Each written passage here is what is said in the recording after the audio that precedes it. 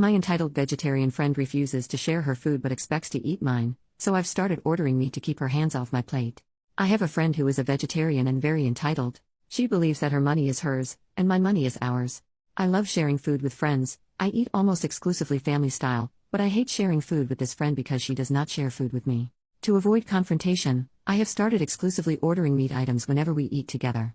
Recently, we went out to eat and I ordered chili cheese fries and I added steak. My friend interjected and asked if we could get the steak on the side so we could share. The waiter was like sure, and I kind of just stared blankly, silently fuming. But then when the fries came I immediately dumped all the steak on the fries and started mixing. She was like wait, and I said oh oops sorry, and continued eating. She said she would have ordered more food if we weren't sharing, and I said well then order it. But she didn't because she was trying to save money. She ate her sad salad and kind of passive-aggressively said man I wish I had some fries with this too. I ignored the tone and just responded cheerily, you should get some, they're good. Hopefully she gets the hint soon. Edit. Okay, I'm sick of saying this but this person does not respond well to criticism. Friends have tried and failed to bring up issues about money with this person before. It does not end well. I am prioritizing my own mental health over being mature and doing the right thing. Go watch an after-school special. Relevant comments. Commenter, genuine question, has anyone ever expressed that it annoys them when she does this? Sometimes people don't realize they're being annoying. If you haven't already, I would try to set the boundary that you don't mind sharing food if she also shares food. Tell her that you understand she needs to save money, but that it doesn't mean that you can afford her to keep eating your food too. If she doesn't take it well, that's a sign to distance yourself. If she apologizes and works on it, it could be genuine ignorance. OP, yes there have been multiple attempts at boundary setting in the past all the way from when we were little. That is when I learned that most people would rather keep the peace by placating the dramatic person rather than hold the dramatic person accountable. She is manipulative. There was a whole issue at prom where she didn't pay her share for the limo, the kid who did would not let her on, she cried, the kid's parents felt bad and covered for her and made the kid apologize. She always has a sob story, she is always the victim. I have even offered her to apply for a job in the past where I worked as a busser, because I too thought she just needed help before my eyes were opened. She said to my face, I could never bus tables, is there a host position open? This isn't her only thing, she is manipulative and selfish in every single way. Some people see it, some people don't, and until everyone sees it, I'm not going to be the hero that calls her out on it. Update 2 months later, long story short, I'm no longer friends with Mooch. Another instance happened that was the catalyst for me, but I didn't make a dramatic show of anything, I just slowly stopped going on outings where Mooch was invited. All of my friends seemed to think Mooch isn't that bad so they weren't really wanting to ice her out for me which is totally understandable. But this unfortunately means I stopped hanging out with most of my friends.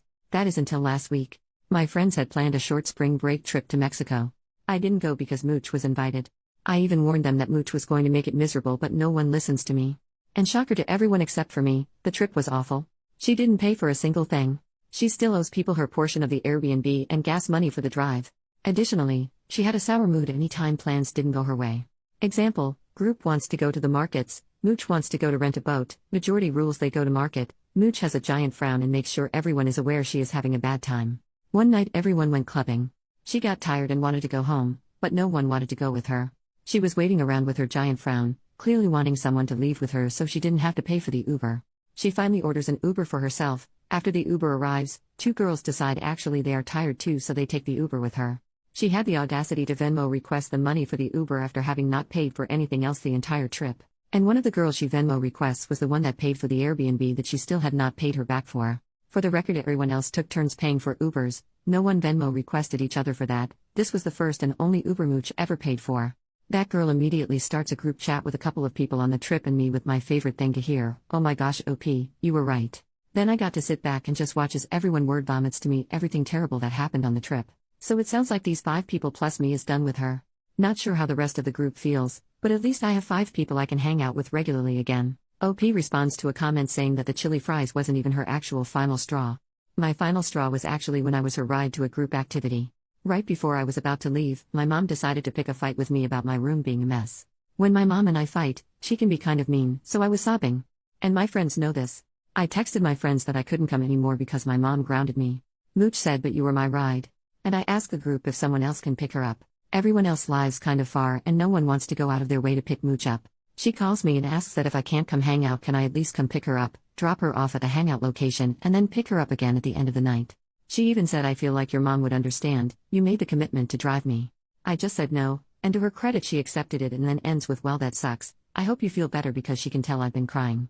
That was it for me.